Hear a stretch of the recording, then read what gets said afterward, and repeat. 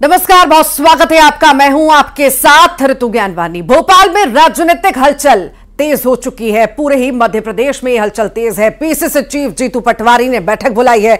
बता दें, PCC chief बनने के बाद पहली बैठक होने जा रही है। महिला कांग्रेस पदाधिकारियों की बैठक होगी। दोपहर 1 बजे एमपी युवा कांग्रेस पदाधिकारियों की बैठक होगी। लोकसभा चुनाव की रणनीति पर मंथन किया जाएगा। महिला कांग्रेस की बैठक, युवा कांग्रेस की बैठक बेहद खास इन बैठकों को मान सकते हैं। आगामी चुनावों को देखते हुए रणनीति में कहीं ना कहीं तैयार जो कांग्रेस के द्वारा है की जा रही है। अब जीतू पटवारी ये बैठक लेंगे, जिसे बेहद खास माना जा रहा है। पीसीसी चीफ जीतू पटवारी ने ये बैठक बुलाई है, तो कमान जीतू पटवारी के हाथ में जो सौंपी है, उसके बाद जो है एक्शन में पूरी तरह से नजर आ रहे हैं जीतू पटवारी, और बैठक उनके द्वारा बुलाई गई है। अब बैठक में क्या कुछ खास रहेगा, हालांकि ये तो देखने वाली बात होगी, पर मायने कयास कई सारे हैं। युवा कांग्रेस की बैठक, महिला कांग्रेस की बैठक, ये सभी तरफ संकेत दे रही है कि कहीं ना कहीं सभी को साधने की कोशिश, रणनीति तैयार, सभी पहलुओं पर चर्चा मंथन कांग्रेस करना चाहती है। और जीतू पटवारी तो हमेशा सक्रिय नेता के रूप में जाने जाते हैं। सक्रियता उनकी बहुत ज्यादा रहती है, बयानबाजी को लेकर सुर्खियों में हमेशा बने रहते हैं।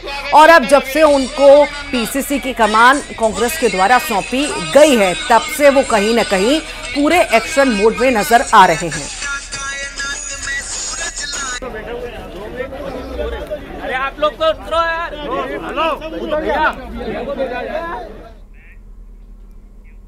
विधानसभा चुनाव में करारी हार के बाद कांग्रेस ने नई प्रदेश प्रभारी को बदल दिया। मध्य प्रदेश में रणदीप सुरजेवाला की छुट्टी कर दी गई, उनकी जगह जितेंद्र सिंह को प्रभारी बनाया गया। इसी के साथ ही पीसीसी चीफ रहे कमलनाथ को अब तक एमपी में कोई जिम्मेदारी नहीं दी गई है, जिससे कई सारे सवाल अब खड़े होने लगे हैं। एमपी में इतना बड़ा जो है फैसला लेना, कांग्रेस की तरफ से फेरबदल करना और दिग्गजों को नजरअंदाज करना, इसे कहा जा सकता है। जिस तरह से कमलनाथ और दिग्विजय के हाथ में किसी भी तरह की कोई कमान नहीं छोड़ी गई, ना उन्हें कमान दी गई है, तो सवाल उठना तो स्वाभाविक है कि आखिर ऐसी स्थितियां क्यों निर्मित हो रही है। क्या आला कमान फिर से भरोसा नहीं करना चाहता कमलनाथ पर या दिग्विजय पर? सवाल ये भी है।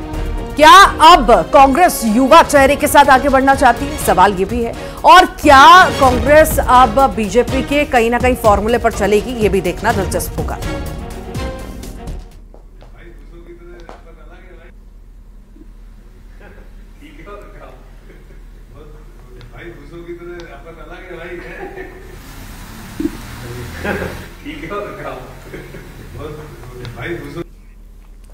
तो कांग्रेस संगठन में जो है बड़ा बदलाव हमें देखने को मिला है। प्रभारियों की अदला बदली जो हो रही है, वो कई सारे संकेत दे रही है, कई सारे सवाल खड़े कर रही है। जो जिम्मेदारी दिग्गजों के हाथ में थी, उनसे ली जा रही है और फिर दूसरों को दी जा रही है। तो ये सवाल खड़े करती है, क्या आला कमान के जहन में चल क्या रहा है आखिर? क्या आला कमान अब शायद पुराने लोगों पर या दिग्गजों पर वो भरोसा नहीं करना चाहती, शायद वो भरोसे पे खरे नहीं उतरे, या जो जिम्मेदारियां दी गई वो शायद निर्वहन नहीं कर पाए, या जैसा रिजल्ट वो उनसे चाहते थे वो उन्हें नहीं मिल पाया, इसलिए अदला बदली हो रही है। ये भी सवाल है। और साथ ही साथ क्या कांग्रेस युवा चेहरे के साथ आगे बढ़ना चाहती है? क्या नए चेहरों को पार्टी में जगह देना चाहती है कि एक जोर शोर के साथ वो काम कर सकें, आक्रामकता के साथ कहीं ना कहीं मैदान में उतर सकें, अपनी बात जो है जनता तक पहुंचा सकें? तो ये भी फॉर्मूला जो है कांग्रेस की तरफ से अपनाया जा सकता है। और हमारे साथ खास चर्चा के लिए खास मेहमान भी जुड़ेंगे, उनसे भी हम चर्चा करेंगे।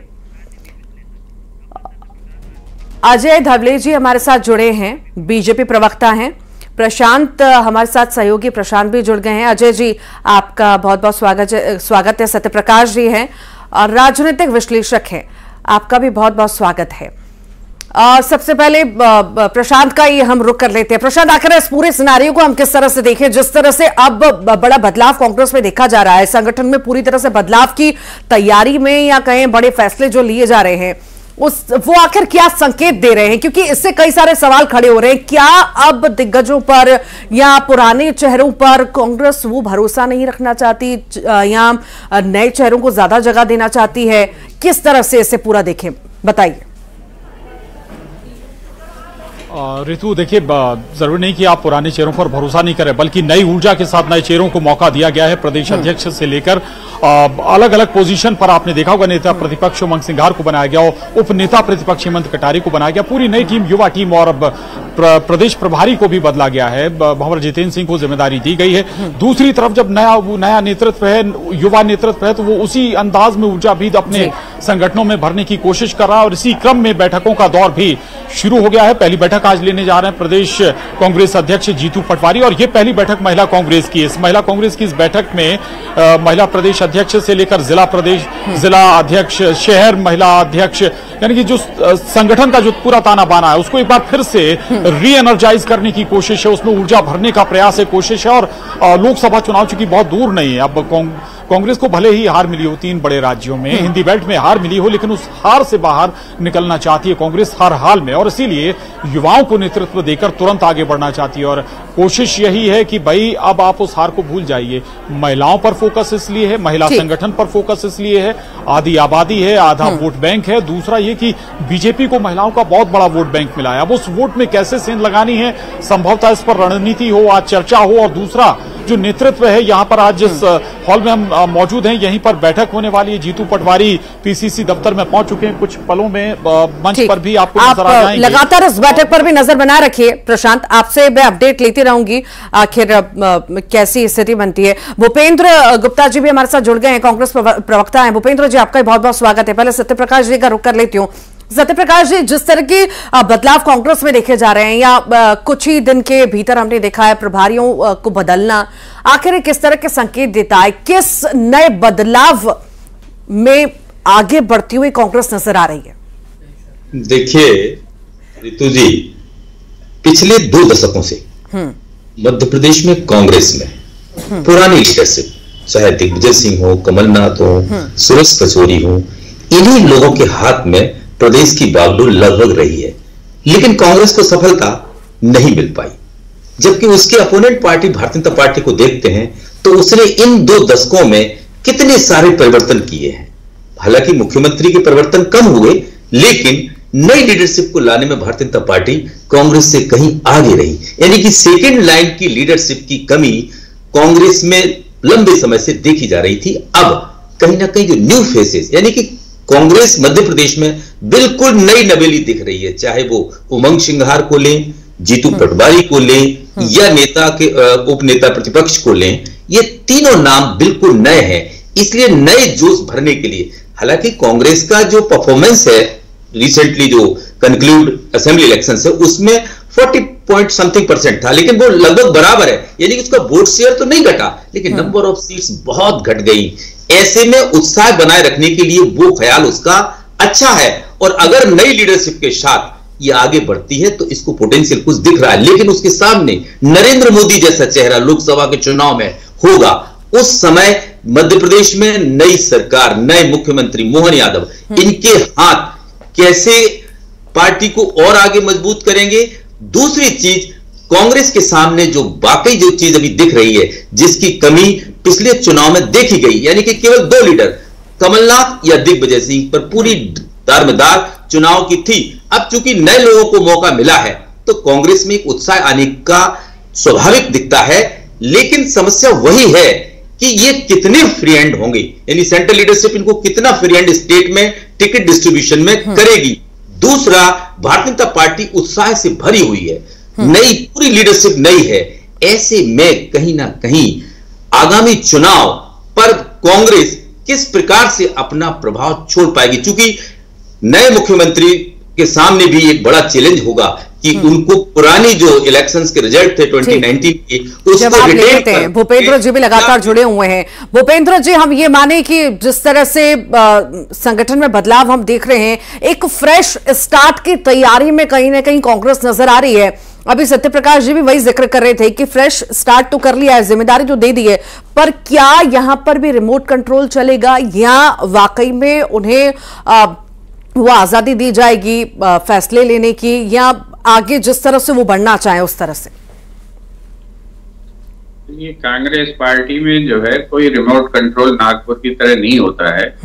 यहाँ पर जो है जिसे जो दायित्व मिलता है वो उसका निर्वाह करता है, और एक अपनी एक रणनीति के तहत होता है।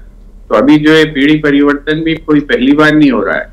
कमलनाथ जी ने जब चुनाव जीता 2018 में और वो मुख्यमंत्री बने, तब भी हमारी पूरी की पूरी कैबिनेट ही युवा थी, और वो जो है इतनी युवा थी कि भारतीय जनता पार्टी के लोग उसके सामने बूढ़े दिखते थे। तो ये पीढ़ी परिवर्तन हमारी एक प्रक्रिया का हिस्सा है, और जो निश्चित रूप से जो फैसले सामने आएंगे वो एक सोची समझी रणनीति के तहत आएंगे।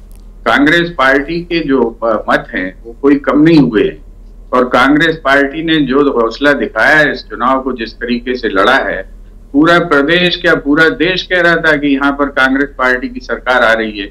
ये जो है ये कहना चाहिए कि अज्ञात कारणों से जो वोट की जो परिस्थिति बनी है सीटों के आने में, वो परिस्थितियां भी देश के सामने हैं और जनता की चर्चा का विषय है। तो उस दिशा में हम आगे फिर से उसकी तैयारी कर रहे हैं और उसमें आगे बढ़ेंगे।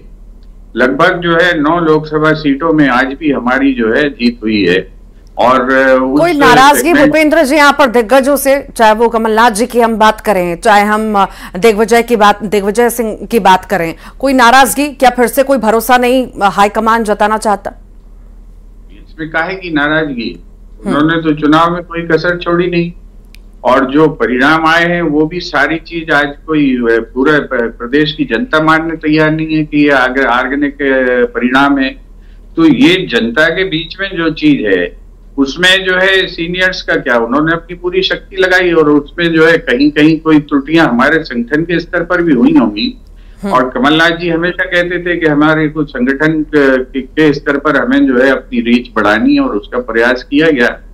अगर कहीं पर जो है हम अपनी कमियों से हारे हैं तो उनकी समीक्षा होगी, और जहां पर जो है किन्हीं अज्ञात कारणों से कुछ नेता ये भी कहते हैं कि शायद जो कमलनाथ या भूपेश बघेल अपनी चलाते थे, हाईकमान के नहीं सुनते थे, हर डिसीजन खुद ही ले लिया करते थे, कहीं ना कहीं ये भी बड़ा हार का कारण है। ये तो आप खुद ही कह रही थी कि क्या इन्हें आजादी दी जाएगी निर्णय लेने की कि नहीं, और अगर कहीं आजादी है तो अगर वो टिप्पणी का विषय कैसे बन जाता है? जब हम इन्हें आजादी देंगे तो इसके पहले के लोगों को भी आजादी दी गई थी। तो ये तो जो है ये जो ऐसा संगठन होता है जो आंदोलन से उपजा है और जिसके अंदर जो है विचारों की विमर्श की स्वायत्तता है, तो वहां पर तो इस तरह का कोई सवाल उठाने का कोई कारण ही नहीं।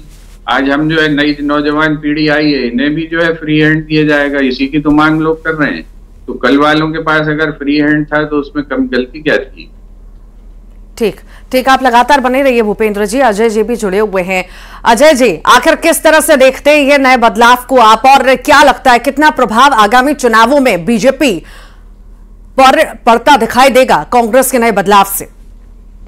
देखिए ऋतु जी, पहली बात तो मैं माननीय भूपेंद्र जी काफी वरिष्ठ है मुझसे, मैं उनकी बात तो जो आज हताशा निराशा से ग्रस्त है, जो कह रहे हैं कि अज्ञात कारणों से उनकी मध्य प्रदेश में हार हुई है, तो उनको इस जो ये मन पर जो बोझ है, इस बोझ से बाहर निकलना पड़ेगा और आत्ममंथन करना पड़ेगा, आत्मचिंतन करना पड़ेगा कि कांग्रेस से वास्तविक हार क्यों हुई है।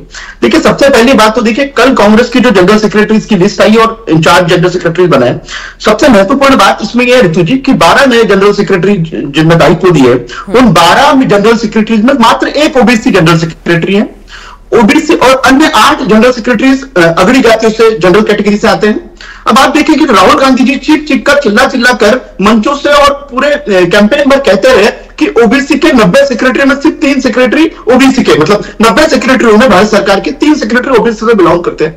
जो ओबीसी की बात रखते थे, थकते नहीं थे राहुल गांधी जी, ओबीसी करते थे, लेकिन खुद के संगठन की जब बात आई तो मात्र एक ओबीसी को प्रतिनिधित्व दिया गया, वो भी सचिन पायलट जी को, और उनको नहीं सचिन और भेजा कहां गया। अब देखिए कि पहली बात कांग्रेस ने किया क्या, कमलनाथ जी और दिग्विजय सिंह जी को, दोनों को इन चुनाव का हार का ठिकरा जो फोड़ा गया वो कमलनाथ जी और दिग्विजय सिंह के ऊपर फोड़ा गया। कांग्रेस ने अपनी नई कोएलिशन कमेटी बनाई अभी कुछ ही दिन पूर्व में, जो दोनों चुनाव हारे हुए मुख्यमंत्री थे भूपेश बघेल जी और हमारे गहलोत जी, उन दोनों नेताओं को उस कोएलिशन कमेटी का हिस्सा बनाया, लेकिन कमलनाथ जी को पर्पजफुली उस कमेटी से बाहर कर दिया। दिग्विजय सिंह का संगठन में क्या रोल होगा कांग्रेस ने नहीं बताया। रही बात मध्य प्रदेश की करते तो मध्य प्रदेश में ऋतु जी कांग्रेस को पूरी तरीके से हारों का सहारा मिल रहा है। जीतू पटवारी जी अपना चुनाव हार गए, उनको गौरवान्वित किया गया पीसीसी का अध्यक्ष बनाकर। भगवत जितेंद्र सिंह जी जो लोकसभा के 2019 के चुनाव में अलवर लोकसभा सीट से हमारे बाबा बालक नाथ जी महंत, बाबा बालक जनी है, जिन्हें 3 लाख वोटों से, मतलब इतनी बड़ी मार्जिन से जिस व्यक्ति को आना है, वो संगठन का कार्य करेंगे, वो कार्यकर्ताओं को बताएंगे कि चुनाव कैसे जीते जाते हैं। ये व्यक्ति वो है जो खुद के चुनाव हार चुके। रही बात कांग्रेस की, तो ये पीढ़ी परिवर्तन की बात करेंगे। आप इस पूरी लिस्ट में उठा के देख लेंगे, प्रियंका गांधी जी जो पहले एआईसीसी जनरल सेक्रेटरी इंचार्ज हुआ करती थी उत्तर प्रदेश की, उत्तर प्रदेश के असेंबली इलेक्शन उनके नेतृत्व में कांग्रेस पार्टी बुरी तरीके से हारी। उत्तर प्रदेश के 2019 के लोकसभा चुनाव में भी कांग्रेस बुरी तरीके से हार गई, उनके खुद के भाई की सीट नहीं बचा पाई। उसके बाद भी बिना किसी दायित्व का, बिना किसी चार्ज का उनको जनरल सेक्रेटरी बना के रख रहा है। तो ये क्या परिवर्तन करेगी? लौटूंगी अजय जी, लौटूंगी। सत्यप्रकाश जी भी जुड़े हुए हैं। सत्यप्रकाश जी, सवाल यहां पर यह भी है कि आखिर हारे हुए लोगों पर क्यों भरोसा कांग्रेस जता रही है? अब जो बड़े चेहरे हैं उन्हें दरकिनार किया जा रहा है और फिर हारे हुए चेहरों को बड़ी जिम्मेदारी दी जा रही है, आखिर वो आगे कैसे संभालेंगे? देखिए रितु जी, जब कांग्रेस के पास सांसद ही कम हो, 2019 में उसका परफॉर्मेंस बहुत कम रहा हो, तो ऐसे में जीते ही, केवल ये जीत और हार, मैं नहीं मानता कि जीता या हारा ही नेता हो, जीता है वही नेता है और हारा है वो नेता नहीं है, ये तो बिल्कुल नहीं कर सकता। संगठनात्मक कौशल तो किसी के पास भी होता है। कई बड़े लीडर देश में हुए हैं जो चुनाव कभी नहीं जीते लेकिन संगठनात्मक कौशल बहुत रखते हैं। देखिए इसके पीछे एक बड़ा स्ट्रैटेजी है कांग्रेस ने जो ली है, मुझे ऐसा लगता है कि राजस्थान एडजॉइनिंग स्टेट है मध्य प्रदेश का, उसकी समझ भंवर जितेंद्र को ज्यादा हो सकती है। ठीक उसी प्रकार से पायलट को छत्तीसगढ़ में लगाया गया है। ये देखिए, सबसे पहले जब कोई संगठन में या किसी ऑर्गेनाइजेशन में बड़े बदलाव होते हैं तो एक नई ऊर्जा का संचार होता है, नई टीम बनती है, नया उत्साह होता है। ठीक उसी प्रकार का प्रयोग कहीं ना कहीं कांग्रेस ने, चाहे इंचार्ज बदले हों या प्रदेश अध्यक्ष, लीडर ऑफ अपोजिशन या deputy leader of opposition change की हो, ये कहीं ना कहीं उसी तरफ कुछ संकेत जाते, क्योंकि उसने हाल ही में एक बड़ी हार, यानी केवल 66 सीट्स मध्य प्रदेश में आउट ऑफ 230 कांग्रेस जीतती है तो हार बड़ी मानी जाएगी, और उसके against Bharatiya Janata party 163 seat लेती है। ऐसे में अगर वही टीम पूरी बनी रहती तो लोकसभा में उत्साह कहां से आता, नई टीम कैसे जुड़ती? जो ऑलरेडी कांग्रेस के साथ है वो तो है ही, लेकिन युवा चेहरों के साथ नई टीम जोड़ने के लिए प्रयोग किया गया है। लेकिन मध्य प्रदेश का जो जहां तक सिनेरियो है वो अभी मोहन यादव भी नए हैं। अब ऐसे में नए मुख्यमंत्री या ओबीसी का बड़ा चेहरा मुख्यमंत्री बनाए जाने से भारतीय जनता पार्टी और स्ट्रांग होगी। क्या वो पूरी 29 की तरफ जाएगी या 28 पूरी रिटेन करेगी, या कांग्रेस उसमें से कितनी ले सकती है? कहीं ना कहीं इसी चीज पर इस टीम के ऊपर बड़ा भार होगा। मैं नहीं लगता कि केवल कांग्रेस के लिए ही ये सब चीजें हैं, बल्कि शिवराज सिंह चौहान का ना होना, मध्य प्रदेश से बड़ी लीडरशिप भारतीय जनता पार्टी की, जिसका मेन स्ट्रीम से दूर होना और नई टीम के साथ पूरा चुनाव लड़ना, क्योंकि 2019 में बीडी शर्मा भी अध्यक्ष नहीं थे। ऐसे में मेरा कहने का तात्पर्य है कि भारतीय जनता पार्टी की नई टीम, कांग्रेस की नई टीम, इन दोनों के लिए कहीं ना कहीं अपने अस्तित्व, यानी भारतीय जनता पार्टी को पूरा अपना 2019 का जो रिजल्ट था उसको देने का भार और कांग्रेस को उसमें से कुछ खींचने का भार दोनों दलों पर दिखाई देगा।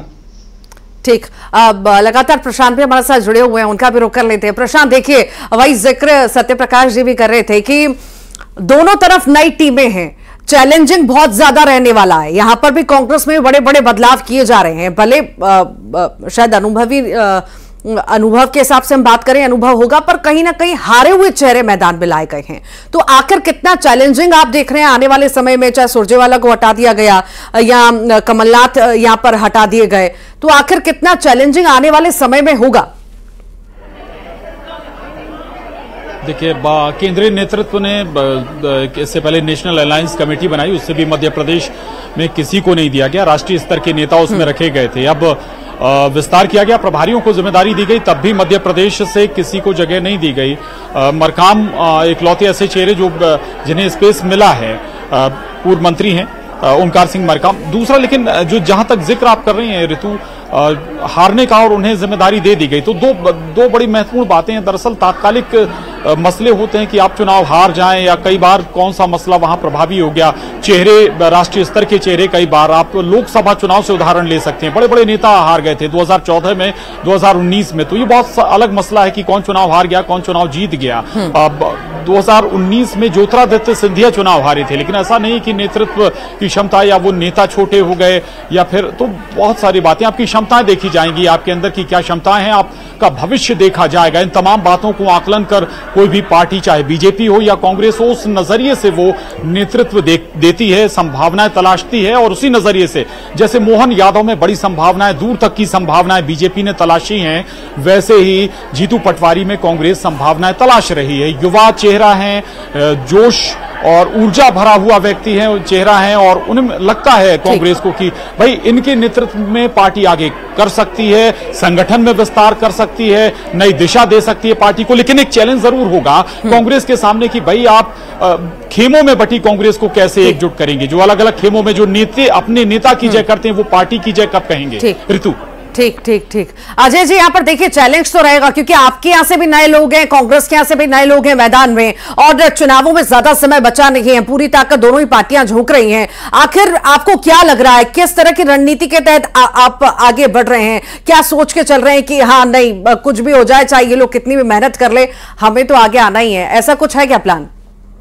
देखिए ऋतु जी, भारतीय जनता पार्टी में जो जनरेशनल शिफ्ट होता है वो समय के अनुसार होता है, और समय के अनुसार होता है वो महत्वपूर्ण इसलिए होता है कि भारतीय जनता पार्टी में चाहे बड़ा नेता हो, केंद्र का नेता हो, राज्य का नेता हो, या विधायक हो, या अन्य कोई मंत्री हो, ये सारे पहले कार्यकर्ता होते हैं। तो भारतीय जनता पार्टी में जब जनरेशनल शिफ्ट होता है वो बहुत ही स्मूथ तरीके से होता है। आपने देखा होगा कि अब तीनों राज्यों में, मध्य प्रदेश, राजस्थान, छत्तीसगढ़ में भारतीय जनता पार्टी ने जब सीएम कैंडिडेचर को लेकर जब जनरेशनल शिफ्ट किया, तो मीडिया भी इसका कयास नहीं लगा पाया था। क्यों नहीं लगा पाया था? क्योंकि भारतीय जनता पार्टी कार्यकर्ताओं पर आधारित दल है, कार्यकर्ता अपने दायित्व का सम्यक रूप से निर्वहन करते, तो निश्चित रूप से हमें कांग्रेस से नहीं लड़ना है। हम भारतीय जनता पार्टी हमेशा से खुद के समय बहुत कम है, यहाँ पर समय की कमी है। आप सभी को यही शुक्रिया कहना होगा। बहुत बहुत शुक्रिया आप सभी का ही हमारे साथ जुड़ने के लिए खास चर्चा में।